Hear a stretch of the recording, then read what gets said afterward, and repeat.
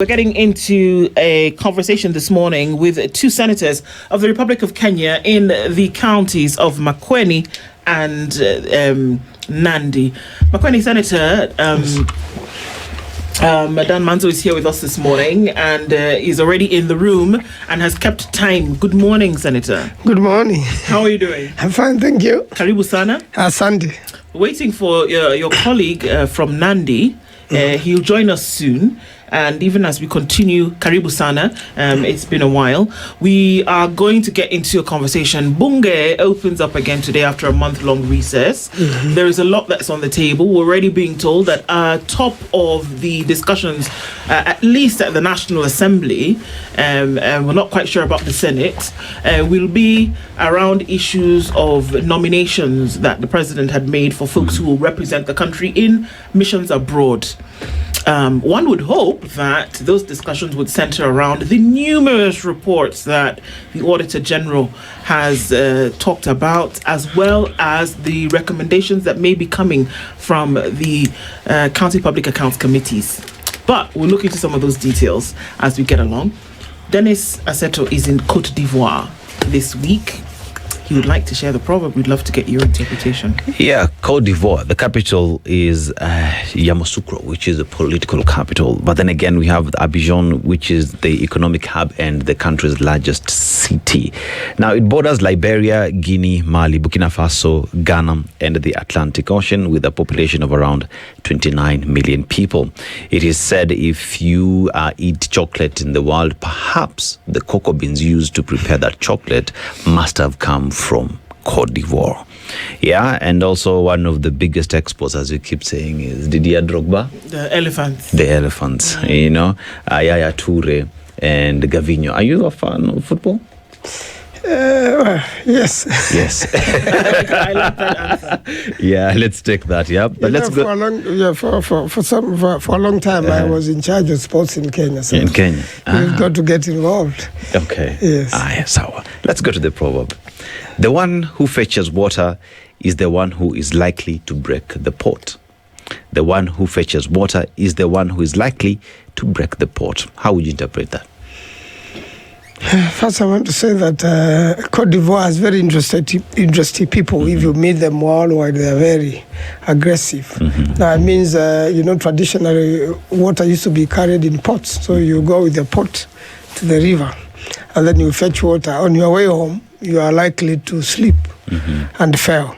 But somebody who is not carrying the pot is not likely to sleep and fall. So it means the one with responsibility, the person carrying a responsibility must carry it all through, otherwise it slips through their hands. And most probably that could refer like now, each individual elected person, they have a responsibility. So they must make sure that they don't break the pot. The biggest job of a president is to make sure that a country is together and that no one suffers.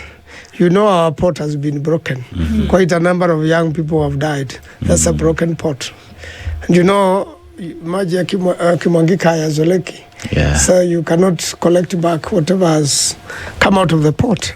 If you lose young people like we have done, the destinies of those families have changed completely. You would imagine if Maanzo or Sifuna of this world were killed when in university during a demonstration. Our families will be very different today.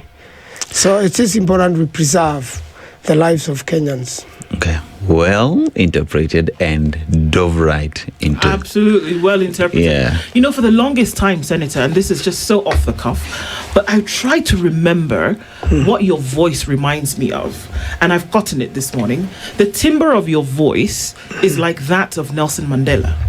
Have you ever been told that? Well, no. You should actually go play it. Yes. Listen to them side by side. Yes, I will. The timbre of your voice is very, very similar to that of Nelson Mandela, and I finally got my finger on it. So that has been tormenting me forever. But I figured that out this morning. Okay, Sasa, I agree. Timbre of your voice. Mbao ya sauti. See, we know one timbre. What is this? Mbao ya sauti yako inafanana na ya Mandela. That's a blessing. It is. You're associated with great people. You know? Yeah. Mandela is Be a great. serious. The timbre of your voice. I'm like, Amazing. Go look it up. Go look it up. I'm telling you. Yeah. Be friends with your dictionary or your thesaurus. All right. So, Senator, thank you, even for that. As we look at some of these conversations we're having and the position in which the country is at the moment. So Parliament has been on recess for a month or so, and we're getting back into things today. And while that has been happening, the lawmaking, the budget making, and the oversight representative bodies have seemed to be taking a break. Some committees have not, because they've been, well into things, having still gone about. And there seems to be the business of the country that's also taking folks by storm. The Auditor General has been very, very busy. The Controller of Budget also has been busy. We are seeing public accounts committees of the Senate being busy as well. What's your outlook coming in from recess today? What's your outlook in terms of what's his top priority that ought to be handled? The last time the National Assembly was going home, there was business which called for a little bit of filibustering. Mm-hmm. You remember that was the moment President Ruto had a big quarrel with the members of his party and coalition. Mm-hmm. And the so-called broad-based government, in some lunch, he had invited them and accused them of corruption. And that afternoon, they were to vote for the selling of the pipeline. And the people were very unhappy with him. They wanted to vote against that motion. So I believe it's one of the motions which should be on the table. The sale of the pipeline, in my opinion, is a big disaster, and I don't think the House has really deliberated on that, and I don't think the country has called for public participation, so that there are many experts in this country who can advise properly what's going to happen with such an investment which belongs to the nation, and it's also a security installation. So that is really in front of the National Assembly, and I believe it will eventually come to the Senate because it's a matter of national concern. And I'm told we are also going to do public participation at the Senate on a constitutional amendment. As much as that is welcome, my experience in my 13 years or so in Parliament, there is no single constitutional amendment which has ever been done by the House. You will always lack the numbers. There's no. Could you repeat that? Yeah, there's no single constitutional amendment, initiative by Parliament, which has ever gone through. Why? It never gets the 2/3, other than the one which for CDF went through National Assembly. Of course. And that is yet to be, to go through the Senate. Is this deliberate, or on the day when these things are being debated, that's when you find that you've got less numbers in the House? No, what happens is you never meet the 2/3, other than that exception which is not yet complete. There's a time Kaluma's amendment just lost with one vote. It's a time, Kaluma wanted to amend the Constitution. It was a very popular constitutional amendment. So the question is, will can Parliament really amend the Constitution? And especially when whatever you are amending could be in your favor. Ordinarily, some of the issues should also go to referendum. So this is one of the things we are going to see happening. You remember there was public participation with that constitutional amendment. So Senate also has constitutional amendments, which we are going to look at, and of course must also go to public participation, which is also a very expensive affair. So it's one part of the business we expect in the House as we resume. Okay. There's a lot of attention on the by-elections that are coming up in November. It's taken a lot of people's attention in terms of what they should be doing. And we've been told that it's taking business mind away from things that should be happening in the House. Is that the case? Yes, a by-election is a very serious matter. Like the one in Bere, the one in The one in where Jendi was in Malaba. The one in northern Kenya, Ugunja, and also in the ODM dominated areas, you may not expect an ODM candidate to lose. It will be very strange for an ODM candidate to lose, but I'm told, and even in Magarini, they are hotly contested. In Magarini, there's a UDA candidate, there's an ODM candidate, there's a Wiper candidate. PA seems to have, decided to negotiate. Sometimes it's wise to retreat in politics so that you do better. And you remember also there's a senator, the Senate position left vacant in Baringo. That's also going to be a serious one. So what happens till these by-elections happen?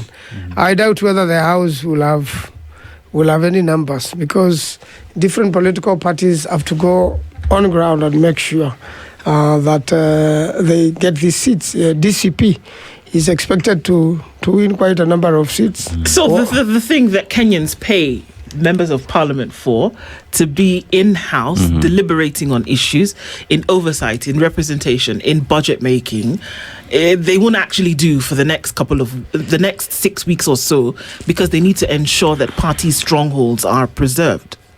It's not exactly party strongholds. You also need these members in the House. But you've just told us that they may not be there. You have minimal numbers in the House over the next couple of months. Because people that's will be likely out to happen, campaigning. because especially when it nears the campaign and when it hots up seriously, you'll expect me to go to Magarini at some point and help my candidate. Because this is democracy. It's the price you pay for democracy. So you expect me to go to Mbeere and help the candidate in Mbeere. And Malaba, the same. Malaba is so hot, and we need all these seats, because also without quite a number of seats vacant, you still also don't have the numbers. In fact, there are things you can't vote for properly without.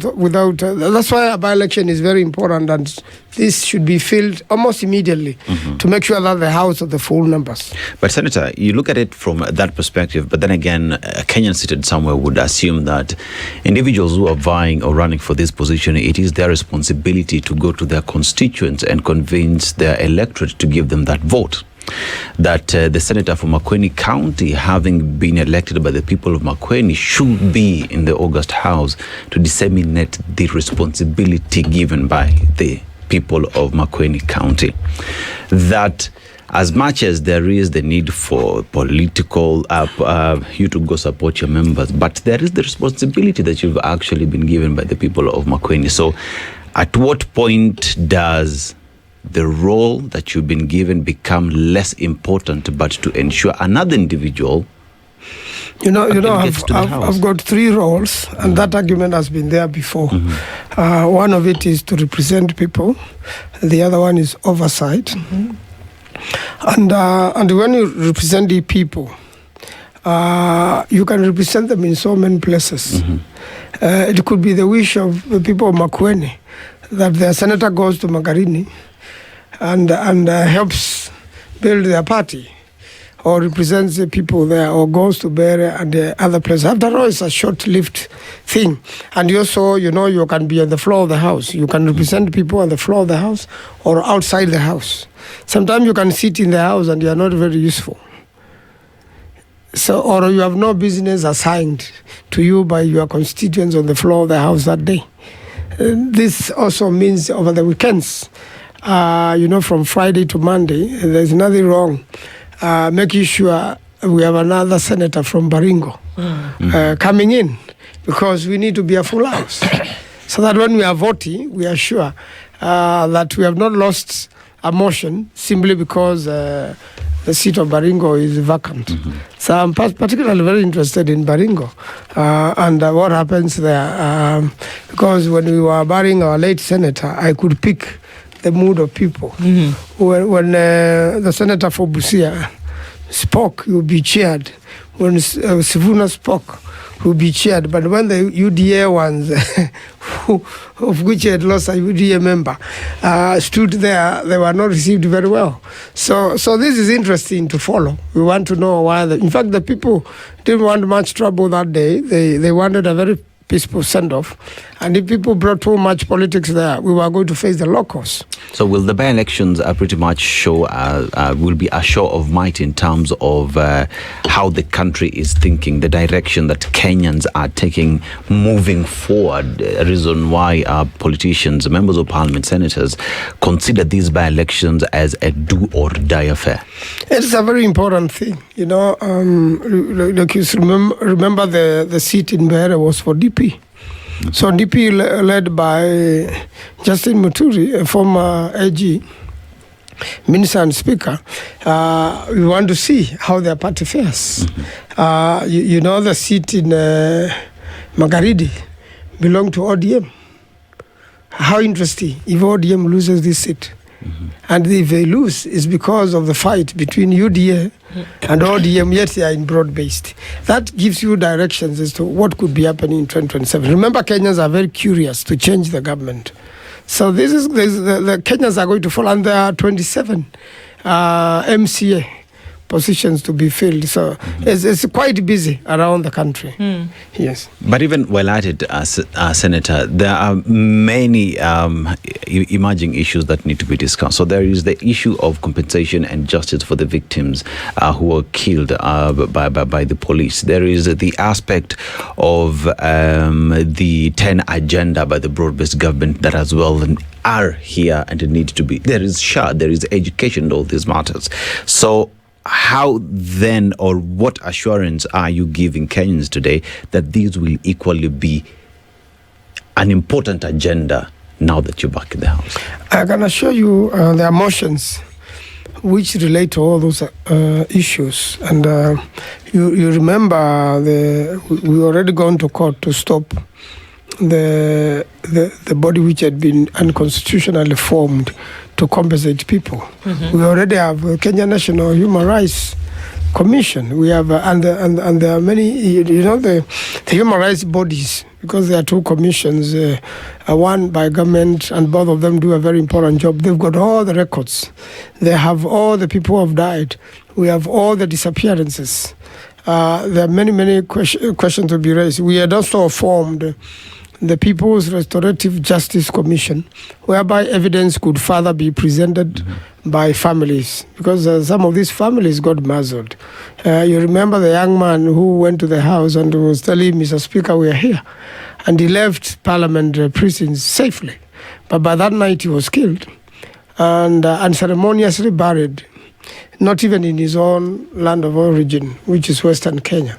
So that family was simply muzzled. And by the way, these kidnappings are still going on, but quietly. And the young people should know, because this weekend in Makueni, we buried a young man who, you remember there is a time the bus used to sing Must Go at midnight. So especially when there is excitement of football. So in this excitement of football, when the people are watching football and the political discussions are going on in places people go to do so, if you are seen politically or you are chanting such things, some of these young people are not getting home. Then you are later on found, you go missing, gotten in touch with the family once, said, I'm in a dark place, I've not eaten for 3 days, I've been arrested. And then nothing else is heard. The next day, the body is in the city mortuary. The report is saying road accident victim. And you know, so young people should know these kidnappings are still going on and the killings are still going on, but quietly. So I believe in such a situation, you need to make sure you get home safely. You need to make sure you are not alone, because the kidnappers are still there. And these issues are worrying the country, and I believe they should come to the floor of the House. And as we discuss compensation, we are discussing compensation and we are still killing people. When will it ever stop? So, Senator, you must be privy to intel or information that we may not necessarily have.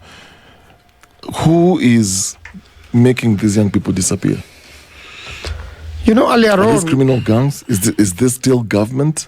that's doing this? It must be still government, because the story sounds similar to what the young people earlier on during kidnappings went through. You remember, like the Mlolongo 4, there were the Pro Boxers and the Subarus. And when 3 of them were captured, they were told, go and show us where your friend lives. And these were the fellows who led the demonstrations around Mlolongo, which were very tough. So they eventually ended up, so 2 were found dead, 2 have never been found. So you would imagine what is going on with those families. Now, when you hear the stories given out by those who had been released, they were in dark rooms. Totally in a dark place. Yeah. And it's a similar situation as this young man explained before. Now he was never heard again. And they were never not be given food. So 3 days, you are being beaten up, you are not being given food. If you have disappeared for a week and you're in a confinement for 3 days, the security systems who have been reported of your missing should know. So I believe still these are government agents. There could also have been gangs. We have seen the coming of gangs. We have seen people be attacked in town. We have seen gangs working with the police during demonstrations. We have seen gangs when Wamonyoro was coming back home from America, that sort of situation. And I believe these gangs should be stopped. The country must first be secure. The port must be carried safely home. That should not be cracked on the way.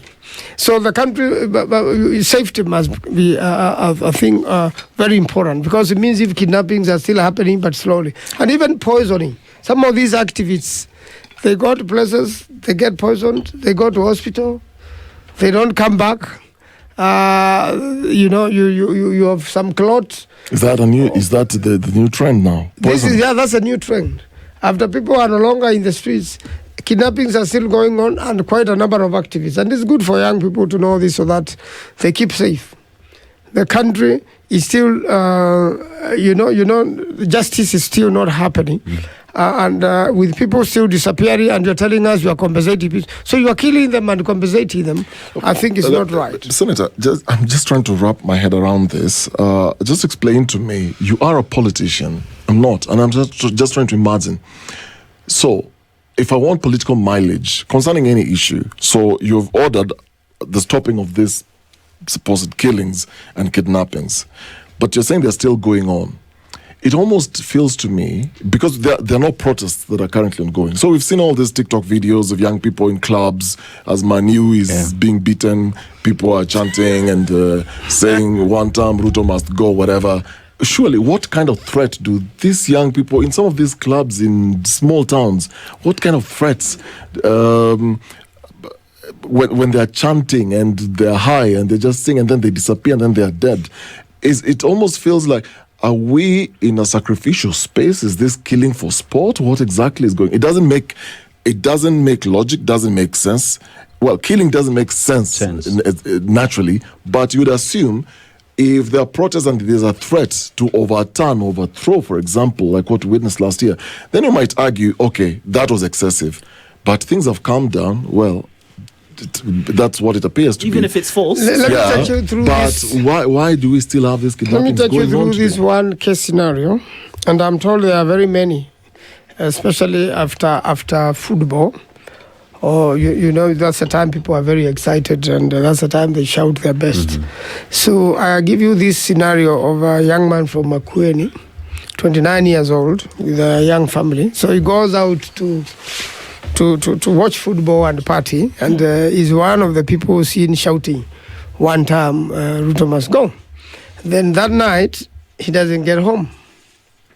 Then 2 days later, he calls his brother and says, I have been arrested. I'm in a dark place. I've not eaten for 3 days. I'm being beaten up, and we are many. Where we are many. And that's the last heard of him.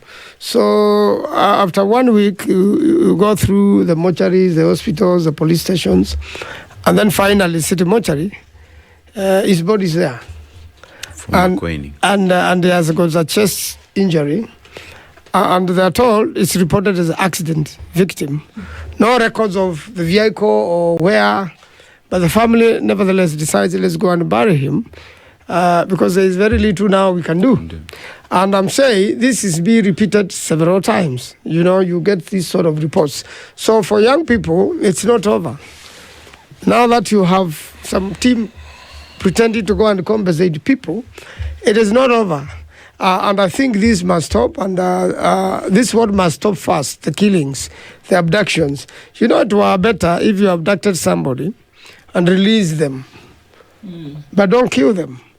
You can threaten them like what used to happen earlier on with Bernard Kavuli and those young people, young journalists. So Parliament resumes today, National Assembly, Senate. And you would expect, among the critical issues of discussions, besides the by-elections, the campaigns and everything, would be issues like what you've just raised. Yes, because there is a request for statements. We are going to follow up this so that we can summon the IG and the security team to come and tell us what this is. This is a bit... I find myself sometimes at pains to understand some of these things. That we get to the point whereby the law seems to be a suggestion.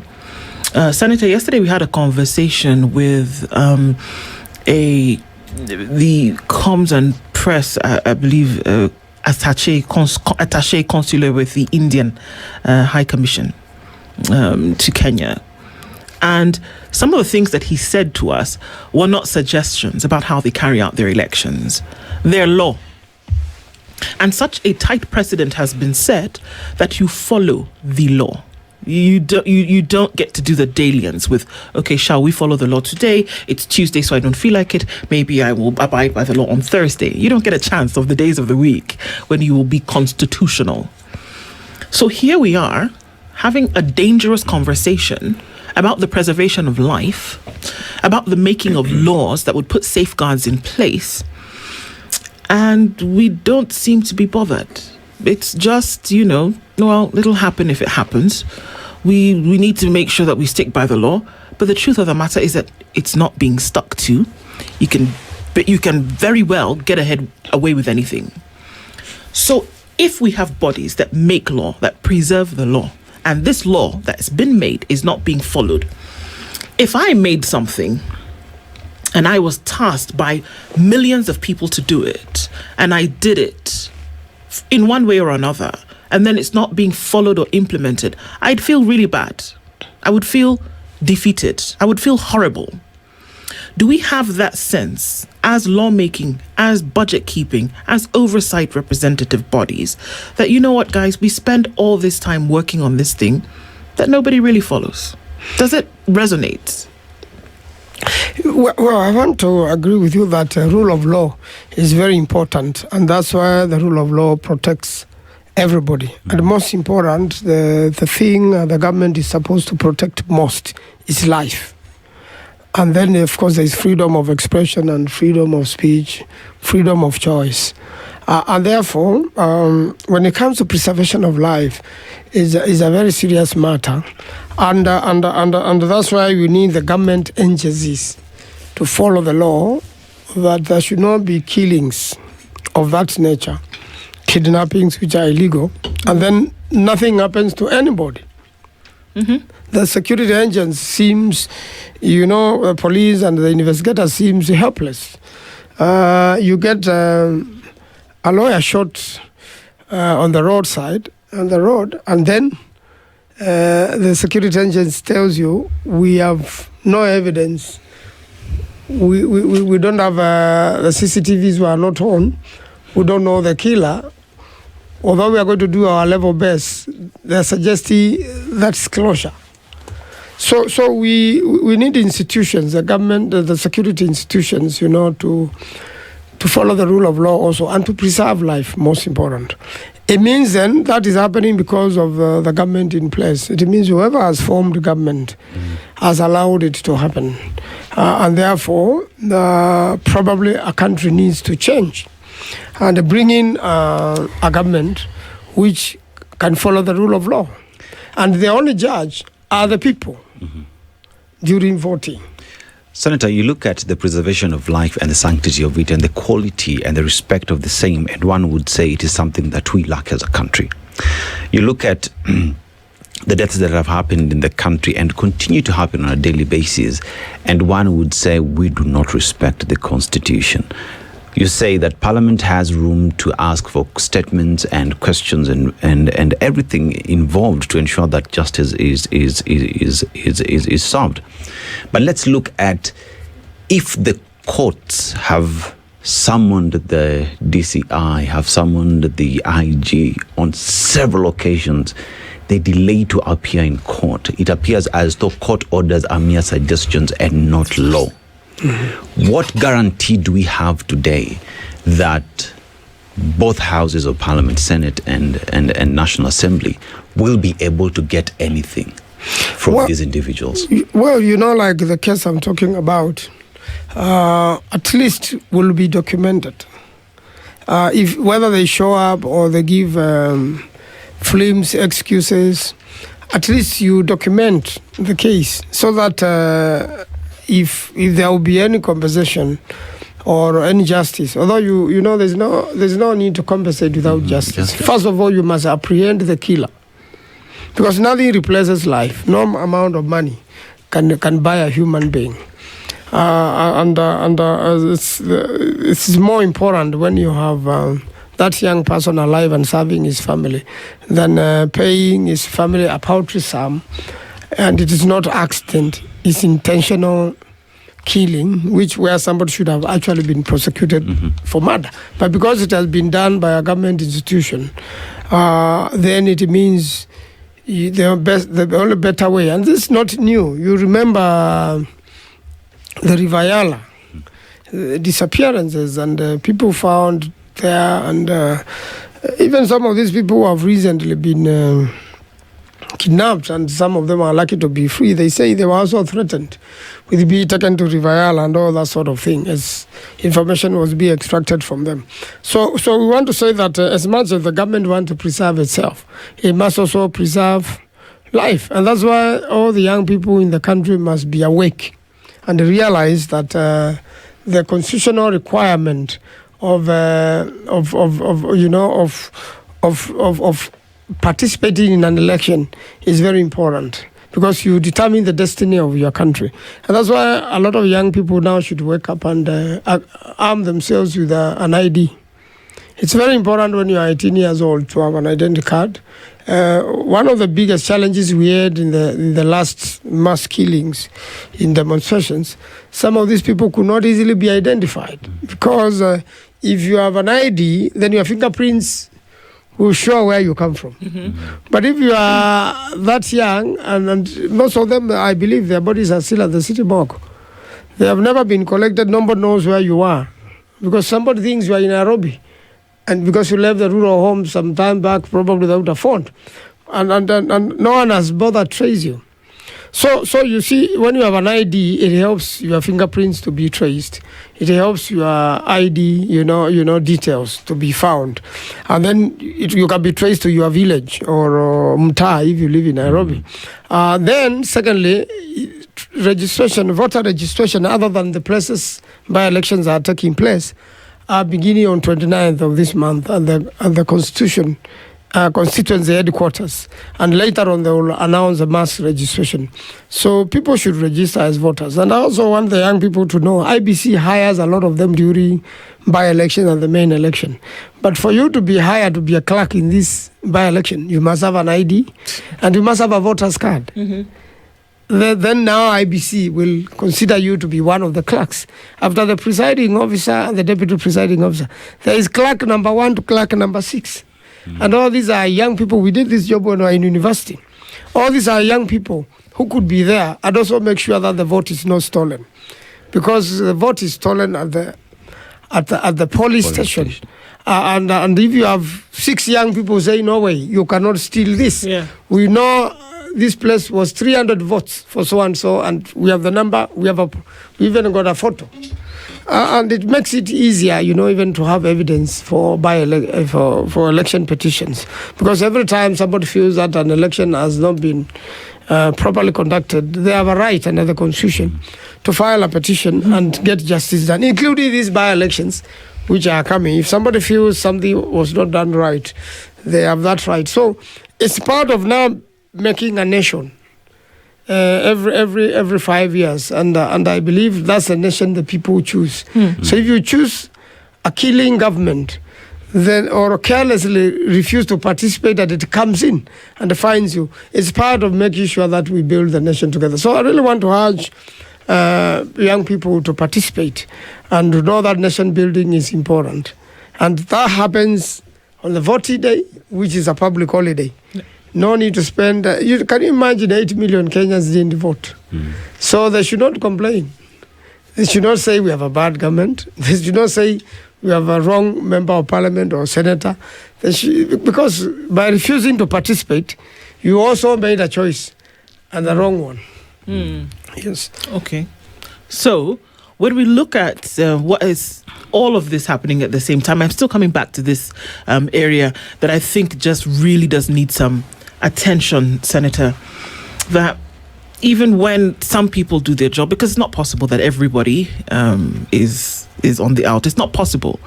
That there are folks who are doing their job, but then they're fighting against the status quo. As you look at the last 3 years going into the next two, towards, the end of this administration, whatever happens moving forward, is Parliament satisfied with the work that it's done? That's the most unfortunate thing. With the broad-based government, and for us to arrive at broad-based government, the government was gone. By dissolving cabinet, President Ruto was admitting that I have no government. But because our constitution requires that election of a president takes place after 5 years, unless both president and the deputy are not there, of which the speaker takes up for 90 days and there's an election. He was telling us, I'm unable to run government. And therefore, I need help. So he dissolved cabinet and called upon everybody now, government and opposition, to come together to run government. And he was right. He had many useless cabinet secretaries and permanent secretaries, people who really didn't know what their job was. Even when they came to Parliament to answer questions, some did not know why they are in those serious positions. Others had fake papers and things like that. So, by forming broad-based government, opposition was weakened. And therefore, when they come to voting of the House, it is, the government has the numbers to get whatever it wants. But with opposition, with the united opposition, which is still there, we still have to check the government, the broad-based government. We still have to check it. Sometimes people in broad-based government riot and say this is not right, we are not voting for this. But you find the numbers are big, and we are back to but candidates. It's not being checked. It's not being checked. Yeah, there's not being checked. We are like one-party system sort of scenario. And everybody who comes out to speak in public is saying something very clear in support of the government, or in or not in support. And that's the attention. There's no checking. There's no the Auditor General has been on this spree for the last 6 months and has been bringing out numbers that are unprecedented in terms of money that's being lost on a daily basis, and then the Kenya's being still put into this situation of unending debt. We're closer and closer to 12 trillion shillings. It doesn't make sense. So the question is, when is the broad-based government, for example, being checked, and by whom? The Auditor General actually did come out in a plea and said, allow me to make recommendations about what should happen moving forward. Because why would she be so frustrated at that point? Because she's put it before Senate, she's put it before the National Assembly, nothing's been done. Senator, nothing has been done. This money that she's talking about that gets missing every day, in the last year, money that she talked about that went missing, nothing has been done. The reasons that we've been given is that, by the time we go through the reports that she's given, another year has passed and we're inundated by all of this work. But nothing has been done. Nobody's been brought to book. I want to say that Parliament is a very important arm of government and should check the government and make sure that the government is thoroughly checked. And I look forward to days where you'll have government and strong opposition, like a similar case in America. You remember the money you are talking about is a year, 1.3 trillion Kenyan shillings were withdrawn in cash and cannot be accounted for. 1.3 trillion. In what world is that okay? Yeah. 1.3 trillion can grade all the roads in the country and make sure that every single ward in the country, every single constituency and every single county has passable roads. This money withdrawn in cash. And this is money withdrawn in cash, which the Auditor General said could not be accounted for at all. How do you even... So what kind of vehicle carries are... No, it was withdrawn like on a daily basis. No, my M-Pesa. In a year, it was withdrawn. That one cannot even be fit in law. Even if you have to withdraw 1 trillion in a year, how much will you be withdrawing in every day? I saw or something. every second. I saw something yesterday on the socials where someone was giving an example of what 4 billion shillings could do if you just given to spend it. And if you're paying 200,000 shillings for house rent, you'd spend 4 centuries to finish 4 billion shillings. 400 years to finish 4 billion shillings. Meaning to finish 1 billion is 100 years. It's 100 years. But you're talking about 1.2 trillion shillings that is lost like that. And as we sit here and having this discussion, question still goes back to the August House. As we sit here today, we've rated the president for the past 3 years that he's been there. How would you rate the house that you sit in? How have you performed? It's most unfortunate, but I've got to be honest. The house has operated as if there is no house. The house has been under capture. Every bill which comes for voting has either been negotiated or through the political parties, and it looks like the House has not done its job. Not even that, even the leadership of the House. For example, a speaker is supposed to be neutral. A speaker should not be in the political podium. And therefore, to me, although we have rated the president to have performed badly, the House has performed worse. And therefore, the House should rescue itself from the capture. Can it? Well, these political parties which help. If you can see new directions being given to ODM, the opposition which has been there does its level best, and you can see the contributions in every debate. And even if, when we vote, you see the majority have their way, the minority have their say.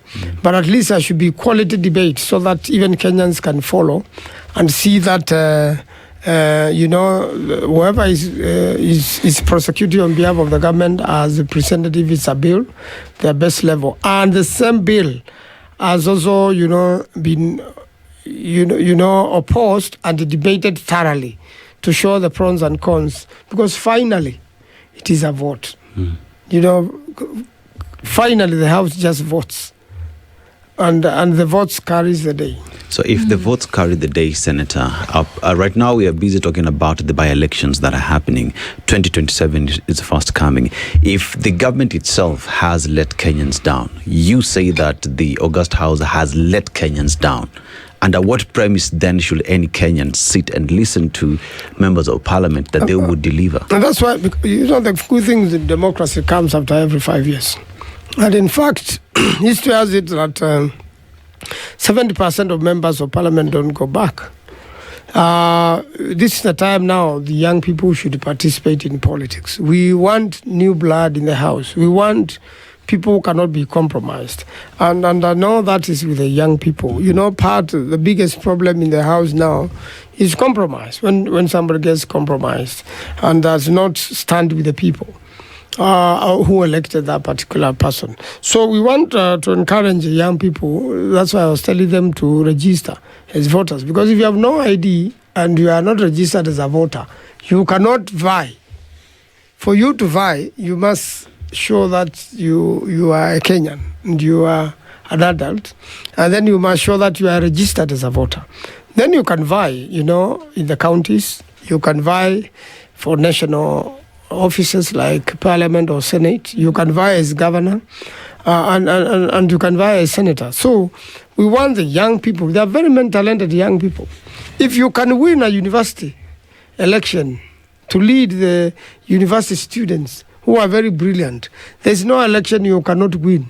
But Senator, it's one thing to then win the election, and you're urging young people to vie and to also vote at the same time.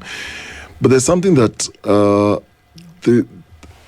there are conversations around Senate and the National Assembly. So once you get in, and this we've heard from people like former Senator Roba, for example, they are very good, well-meaning senators who mean to do the job and get things done, but then you find yourself in what, quote-unquote, you call a cult. There's a culture and there's a system you're introduced to and a way of doing things. Once you get into Senate, you realize you're actually a lone ranger. You want to do good, but you find you're alone.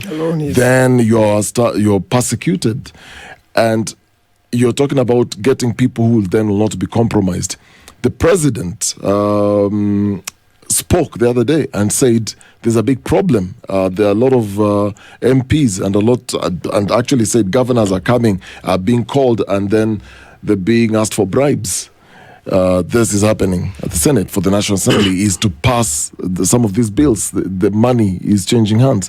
If that's then the culture, and it's clear that it has eventually come out, how then do you expect somebody who's coming, very fresh, coming in, to find there is a framework under which people work, there is a structure, there is a system, and there is this cult that then you are introduced to, and you... No, to be corrupt or not to be is a choice you make. You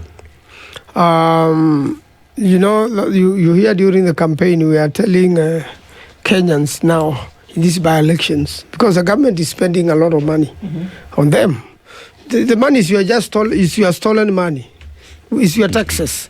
So pick it, but vote wisely. Vote where you are still planned. Don't be swayed to vote in a different way simply because you have been given 100 shillings or 50. It's usually not a lot of money. You see, and to be corrupt or not is a choice you make.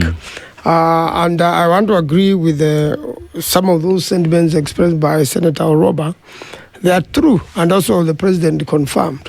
But I want to give you two examples of governors who will not do this sort of thing. The governor of Kisumu, Professor Anyang' Nyong'o, will never bribe any senator or any member of parliament for anything.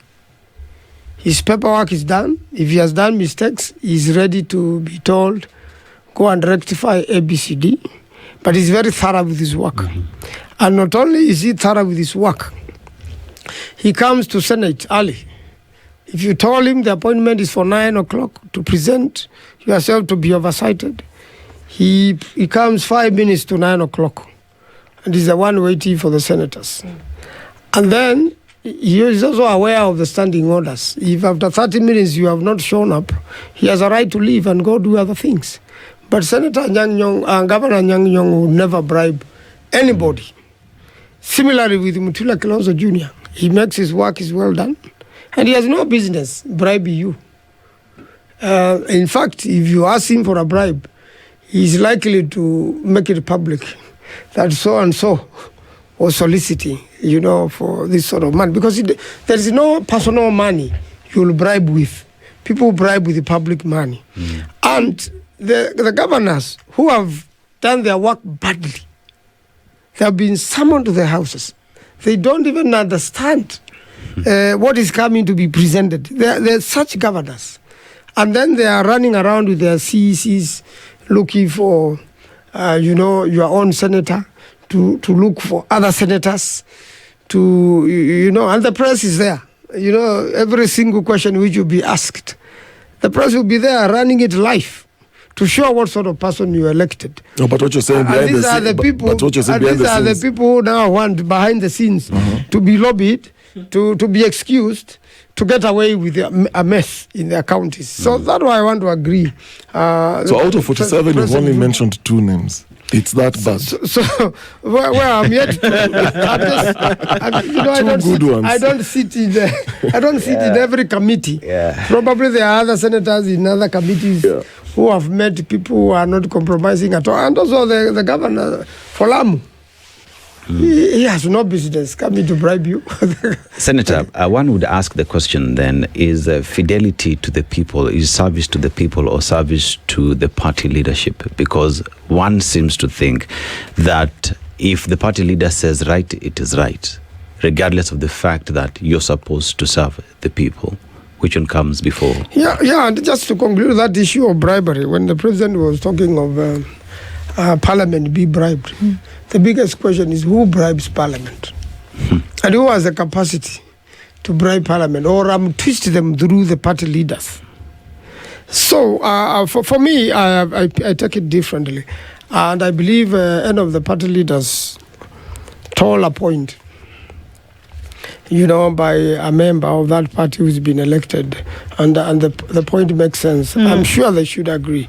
But unfortunately, there's a lot of collusion. I have seen today some reports to do something to do with the pesticides. And I'll tell you, regulations were brought to the House with a list of herbicides, some of them banned in the world. And they were being reintroduced through regulations and through a schedule. And you know very well these are banned. And the House bans herbicides. So what does it do?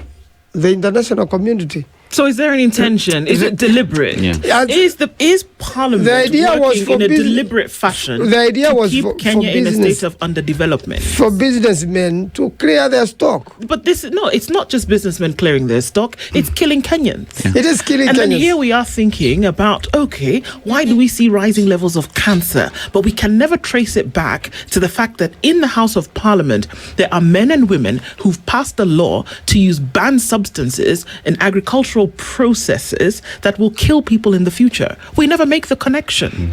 So why then do we have it? You've by own admission, Senator, and we're even running out of time, 70% of those who go into the next vote don't come back. But this time round, It looks could like be worse. 100%. It's going to be worse. It looks like it could be worse. But do we actually make the connection between the decisions that are made, whether you're making it at the behest of the executive or the behest of anybody? Do we see the repercussions that come in the future as a result of that?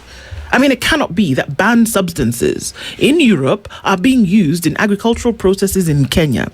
It doesn't make sense that bodies which are meant to be there to make decisions about how a country will develop will do that because the executive has said, go in this direction. Yeah. I want to say that this is what Kenyans should look at. And there are very many good and well-meaning Kenyans who can be elected, do very well in Parliament, and do very well in the executive. We want a honest country. I know we can get a honest country. We have enough honest people. We have seen a good example of the chair of ESCC, the body fighting corruption, but be frustrated by another body, the whole DPP. There you go. But you find, and even a law was brought to Parliament so that the chair, the well-meaning chair of ESCC can be sacked. And I think It it's doesn't enjoy security of tenure. yeah, and not even the description of the person. Yeah. What qualifications they should have. And I believe, well, it never went and never got far. I think the prayers helped. We know we want men and women who can stand for truth. Indeed. And unfortunately, it happens. Every Kenyan is guilty of corruption in one way or another. It begins at the election time. The electorate, they want handouts. So, we need to change as a country the culture so that we are all say. I've seen election in other countries where there's no bribery, and I've seen parliaments where they do their level based and where they vote and make sure that they serve their people. And the fidelity to the people is key. Is preserved. He's a senator for the Republic of Kenya in the county of Makueni. Dan Maanzo has been here with us this morning. Senator, thank you for joining us this morning in this conversation. If anything, an eye-opener of what we're really having to deal with. Let's see how people make decisions in the future. This is the Situation Room, the only way to start your day.